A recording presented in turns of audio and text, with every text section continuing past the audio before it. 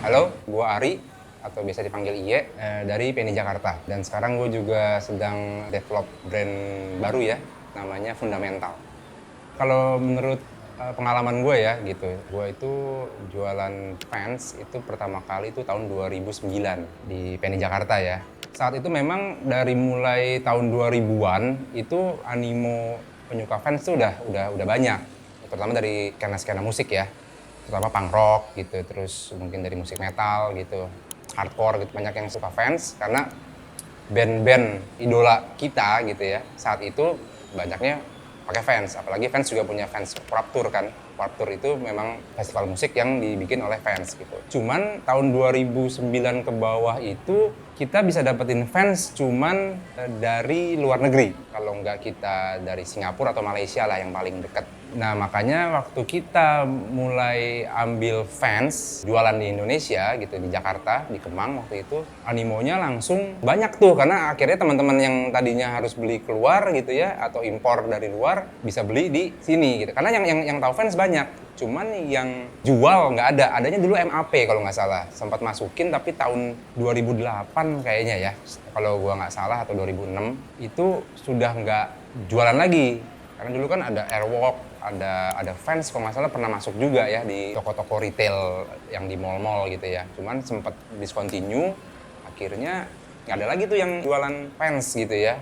Itu pun dulu fansnya kayaknya kayak autentik, kayak yang klasik-klasikan itu juga core classic nggak terlalu banyak seingat gue gitu ya. Jadi setelah 2009 kita jualan, akhirnya anak-anak skena musik banyak yang masuk, tapi kan fans juga banyak dari sport juga kan, extreme sport kayak anak-anak skateboard gitu atau BMX, akhirnya juga pada beli gitu. Dan akhirnya terus dari mulut ke mulut, karena zaman itu kan sosial media juga belum ada Instagram ya, 2009 cuma ada Twitter dan Facebook kalau nggak salah. Jadi dari mulut ke mulut, anak-anak pada beli, ya akhirnya mendadak semua orang pakainya fans tuh saat itu tuh gitu. Sebelum punya Penny Jakarta ya, itu memang gue punya record label waktu itu sama kakak gue juga, terus ada Apeng juga dari No Label, sama ada Bisma dari Kuro. Kita bikin namanya Hit and Run Records. Hit and Run Records ini record label yang menaungi band-band punk rock saat itu gitu ya. Kita ada Speak Up, ada Kuro, ada Sex Toy dari Semarang gitu, terus ada Silent Farewell gitu. Jadi band-band itu identik sama fans saat itu ya. Jadi dari pengetahuan itulah gue akhirnya tahu fans. Karena zaman itu ya kalau kita nggak nonton musik, nggak baca majalah atau nonton laserdisc atau CD ya gitu, VCD, itu kita memang nggak ada informasi tentang culture apa yang lagi populer di luar negeri gitu kan. Ya untung ruang lingkup gue banyak kasih info tentang culture itu, akhirnya kita juga ya fans tahu lah gitu.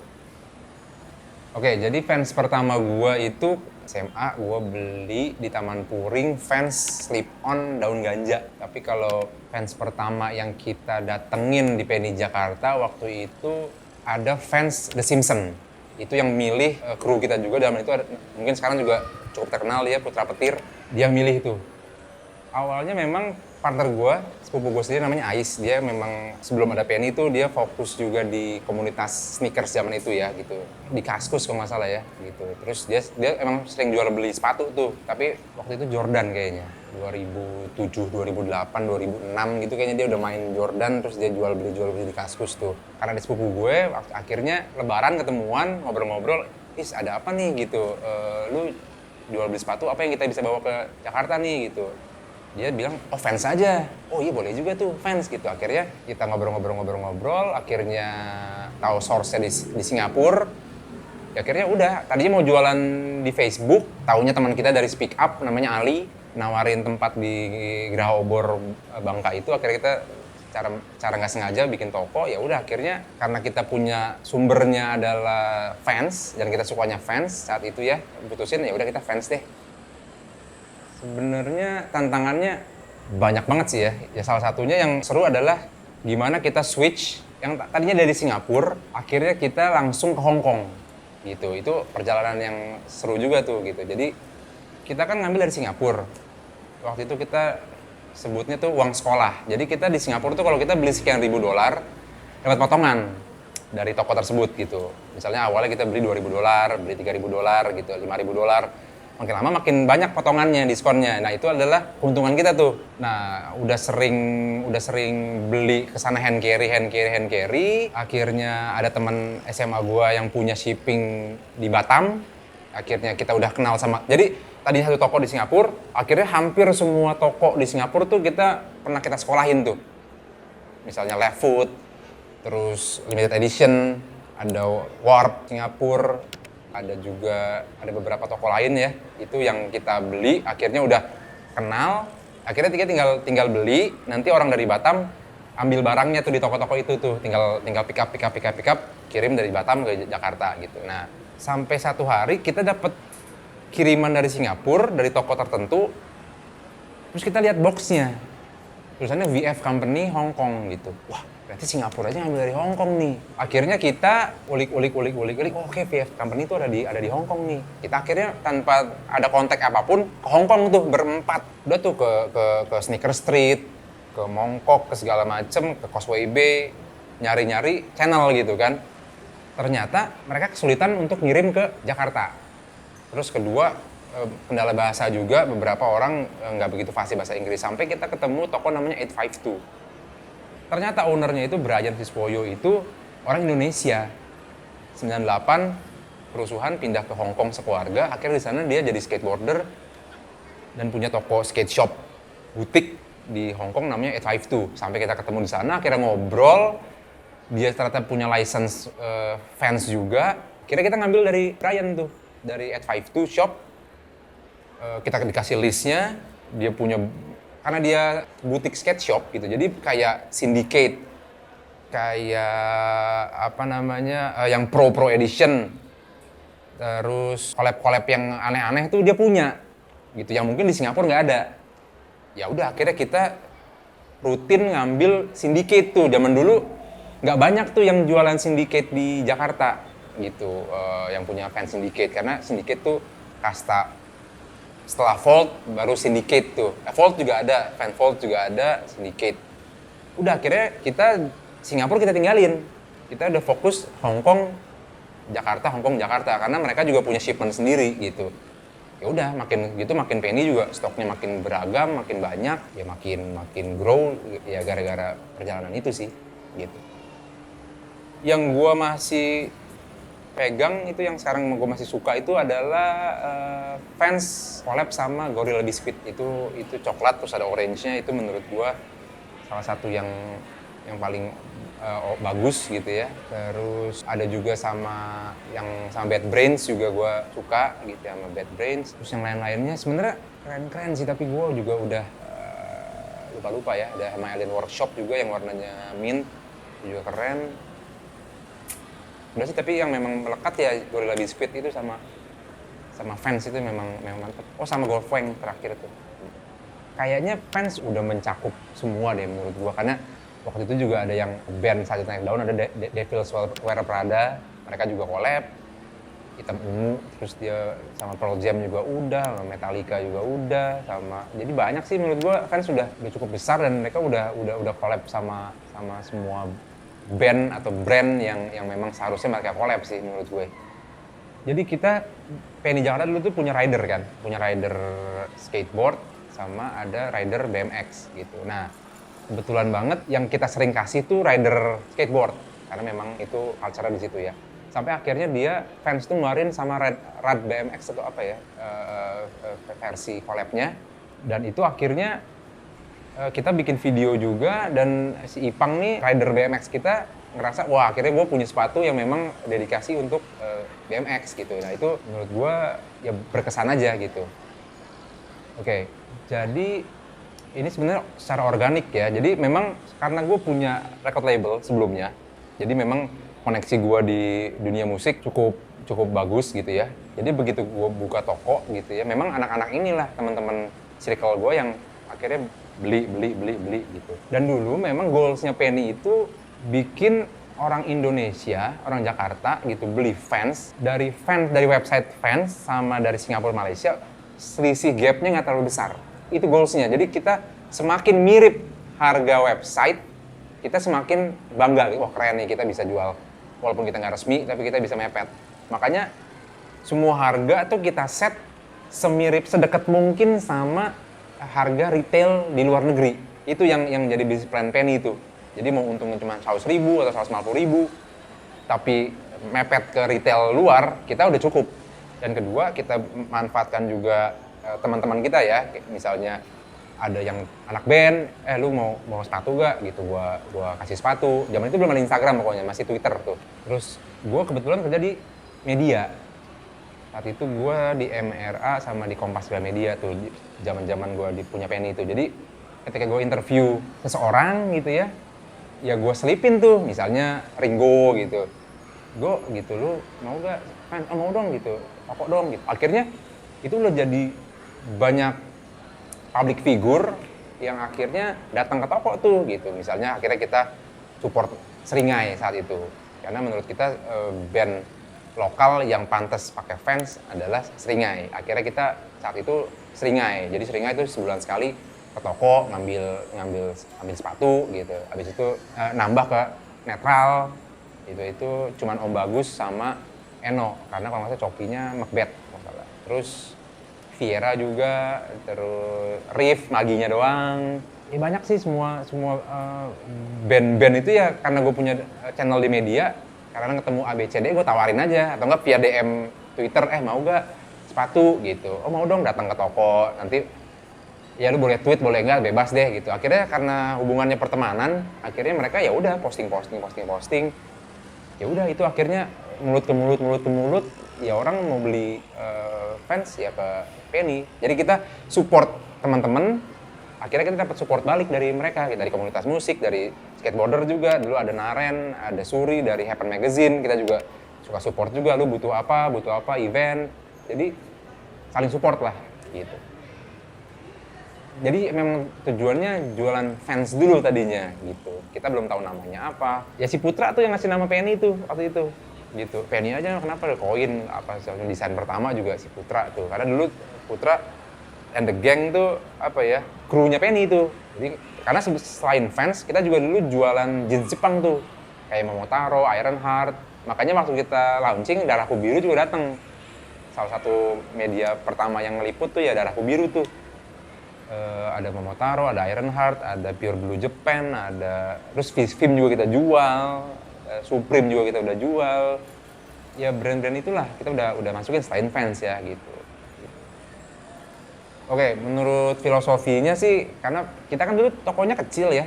Di Obor tuh pertama kali buka tuh kecil lah. Kita sewa yang paling kecil dan Penny kan koin kan. Ya memang kita rasa receh aja, kita mah bukan apa-apa gitu. Jadi ya koin aja kita gitu, koin sedikit ya lama-lama kan jadi banyak. Cuman kita memposisikan diri kita tuh underdog lah, maksudnya kita bukan unggulan, kita ya PNI aja gitu, kecil gitu. Oke, PNI itu dari 2009 kita udah pindah lokasi juga, dari pertama Geraha Obor, terus pindah ke Radal Dalam, pindah lagi ke Kemang Selatan, terus terakhir di Kemang Ekologi itu.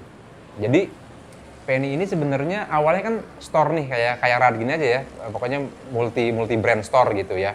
Yang tadinya fans akhirnya masukin kayak Rebel 8, kayak Mishka, kayak Treasure, kayak brand-brand yang lain gitu ya. Terus brand-brand lokal juga banyak yang suka titip di situ ya gitu, kayak ya Capital, Stepa, PMP, terus Dreambird sempat juga, terus brand-brand jeans juga beberapa masuk di kita ya, Denim juga kalau nggak salah pernah masuk juga gitu. Jadi karena banyak brand Penny ini, sampai suatu saat tuh banyak yang nanya juga, Penny nggak bikin merchandise? As a Penny, as a store bikin merchandise gitu. Oke. Akhirnya kita bikin divisi sendiri tuh. Jadi kita kaos-kaosnya beli Gildan polos atau AAA, terus kita sablon aja. Desainernya tuh dulu namanya Juki gitu, Arif Juki, basisnya Puro. Dia desainin tuh. Terus kita jual, kita bikin 2 lusin, 3 lusin. Nah, karena harga baju-baju kita impor semua zaman itu, jadi Penny taruh yang paling murah di 250.000 saat itu. Ternyata laku. Jadi orang misalnya lihat brand A 400, brand B 350, ini 500. Wah, Penny 250 nih. Jadi orang pada beli itu. Jadi keluar dari Penny, Jakarta tuh nggak tangan kosong bawa sesuatu. Yang paling murah ya baju gue gitu, bajunya Penny gitu. Akhirnya banyak permintaan. Akhirnya jalan bareng tuh antara Penny Apparel, maksudnya Penny as merchandise, sampai akhirnya 2015 kayaknya fans Indonesia baru ada ya, 2015 atau 2016 kita sempat meeting juga, terus nggak ketemu titik temu, tapi mereka juga ngizinin dan tahu Penny gitu bahwa lu udah jualan fans lebih dulu, kita nggak akan halangin kalian untuk impor dan segala macem, tapi kita akan buka juga di mall-mall sekeliling lu nih gitu. Oh ya udah nggak apa-apa. Terus akhirnya kita fokus aja deh ke Penny Jakarta as a brand, bukan as a store. Oke, yang paling berkesan itu kolaborasi sama Boys Got No Brain, BGNB, tahun 2017 kayaknya. Karena memang saat itu hip hop lokal lagi naik gitu. Ada beef rap battle, ada segala macam waktu itu. Tapi sebelum itu kita udah ancang-ancang ke hip hop. Gue pengen BGNB karena apa? Karena gue suka Syakala. Syakala tuh gue zaman kuliah dengerin lagunya Cewek Rusak tuh yang sama Fahrani. Akhirnya ketika ada obrolan mau ke hip hop, kita cari BGNB deh. Udah tuh cari link, ternyata ketemu dari Bimaji. Stepa lagi ngobrol sama Bang Ja tuh, Jawir. Ternyata Jawir itu dulu manajernya BGNB.